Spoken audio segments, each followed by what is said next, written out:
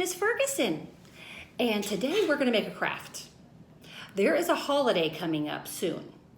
A holiday coming up on May 10th, and that holiday is Mother's Day. And when we are together in kindergarten on Mother's Day, we normally make some stuff for our mommies or our grandmas or our aunts or whoever takes care of you. It's a time to think about them and say, you know what, thanks for taking care of me. I'm going to make you something to show you that I appreciate that. And we're still in April, but May's coming up, so I figure we can learn how to do this now. So I'm going to show you how to make a hand bouquet. This is a flower hand bouquet. So I used my hands to make this, and I traced them, and I have sticks. This is in a cup. Look at the cup is hidden back there. Yeah, and on the front I wrote, Happy Mother's Day. So I'm going to show you how to make this hand bouquet. If you don't want your mommy or grandma or your aunt or whoever you're making this for to see, do this in a place where they can't see. But you're going to need some stuff, and you're going to have to ask them to help you get some of these things. And make sure you use them the right way. And when you use scissors, make sure you're only cutting paper. You're not cutting things you shouldn't be cutting. Because if you cut things you're not supposed to cut, then the grown-ups aren't going to let you use scissors anymore. If you show them, yeah, I can be responsible and I can use scissors only when I'm supposed to and how I'm supposed to, they'll let you use them more. So make sure when you make good choices with things, people are going to start to trust you. And you want them to trust you. So make the right choice with your scissors and you'll be able to use them whenever you want. Okay, let's get started. I'm going to show you what you need. So here's what you're going to need. I went out in the yard and I found some sticks. These are going to be the stems of my flowers. And then you're going to need paper. If you have construction paper, colored construction paper, that works fine. If you don't, you can find the printer in your house and take some of the white paper out. You might want to ask first. And then you can color whatever color you want for your flowers. I have both. I have found a piece of this pink construction paper, and then I have a whole bunch of these plain white papers that I can color. Then I got some crayons, or you could use markers or paint or whatever you have. You're going to need some scissors, tape, any kind of tape. This is just a tape that I have at my house right now, but you could use any kind of tape, and a cup to act as your vase to put all your flowers in. Okay, so what you're going to want to do is get your paper. It can be the white paper or the colored paper. I'm going to put my hand on here. Now I want to make my hand look like a flower, so I don't want my fingers to be closed. I want them to be open.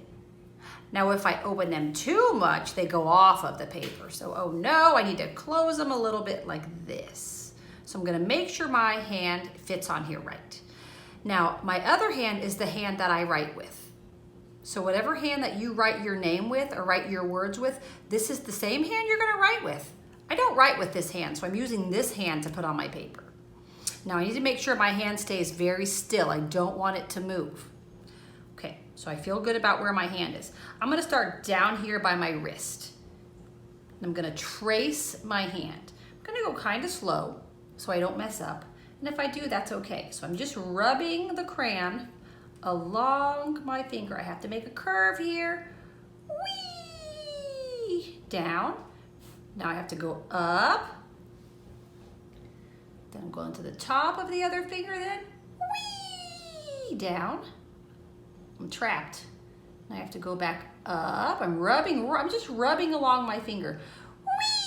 Whee! Down. Up. It's a pattern. It's an up-down pattern. Whee! I'm going down the roller coaster. Now I have to go around my thumb. Let's see, is my thumb in a good place? Yes, it is. Okay. And here's the last.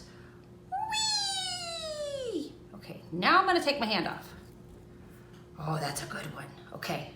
Not perfect, but you know what? Did my best. Now down here, I'm just going to make a little curve to close this like this. I'm going to connect this to here. Now, if this paper was white, I would color it in whatever color I want, but this is colored paper, so I don't need to. Now I'm going to take my scissors, and here I have to be very careful because there's a lot of turns on here. I like to keep my scissors in the same spot and turn my paper. Watch my scissors. They stay where they are, and I use my helper hand to move the paper around. Oh, that's going to be tricky. Sometimes if I get to a spot that's tricky, instead of trying to turn the paper, I'm just going to go in from a different spot. I'm gonna try going in from this way.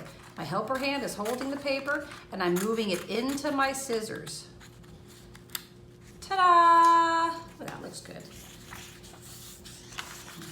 Let's see, where did I leave off? Right about here. So my scissors are pointing up. And I'm using this hand. Look at my scissors are kind of staying. I could even rest my hand on the table because my scissors are not moving. They're staying in the same place. My helper hand is moving the paper.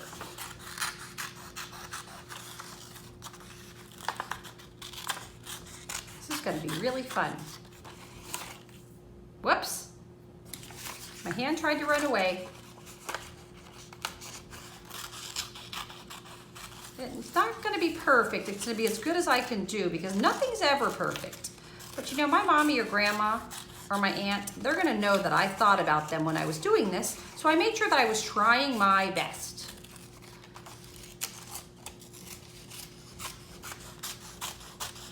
I'm almost there. And success! Ta-da! Okay. There's one hand. Oh, that hand looks nice, a nice pink hand. Now I have to make some more. Now I only had one pink paper, so now I have to go to the white paper and I can choose a color. Let's see, what color do I want to do? Maybe I'll do this. I like this really light green. This is pretty. So let's see, I'm gonna do the same thing I did before. Put my hand on here. I don't want to close it all the way. Open it a little. Start over here. Rub along my fingers. Whee! Whee!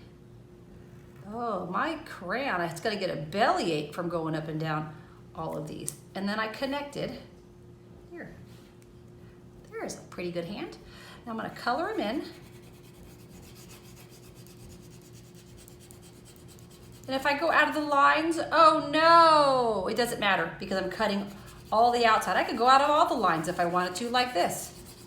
It doesn't even matter. You're thinking, Miss Ferguson, what are you doing? You're going outside the lines.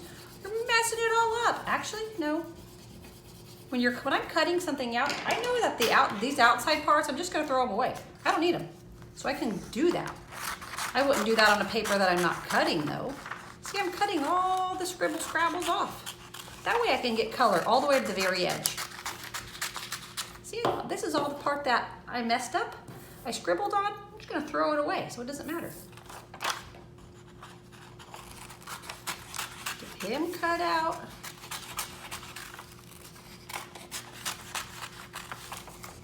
My scissors are staying in the same place. My helper hand is moving that paper around.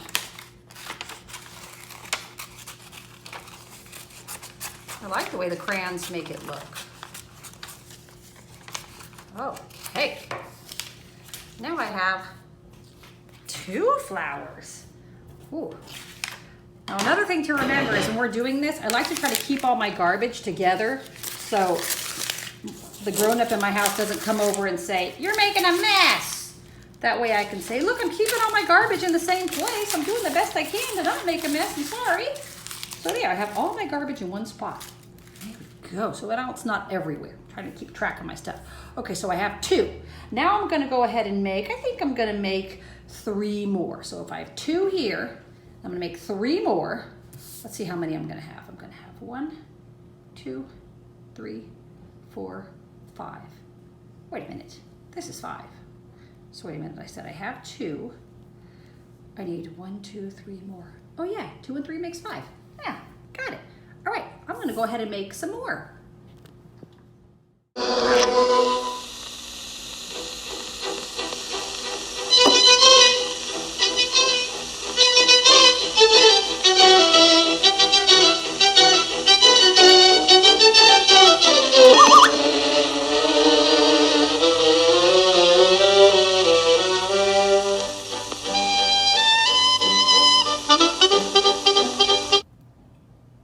Okay, so I have my 5 hands. I have 1, 2, 3, 4, 5 of my hands. These are the 4 that I had to color, and this is the one that I already had the colored paper on. So now I have to add my stems. Here's my stems. Here's how I do this. So if I have 1, 2, 3, 4, 5 hands, I need 1, 2, 3, 4, 5 sticks. Now, if you notice, my sticks are not all the same size. They're all very different. And flowers are the same way. Flowers are not all the same size. They're very different. And that's okay. That makes it look more real. So I'm gonna take my hand, I'm gonna turn it over. Oh, there's the back of my hand, right there.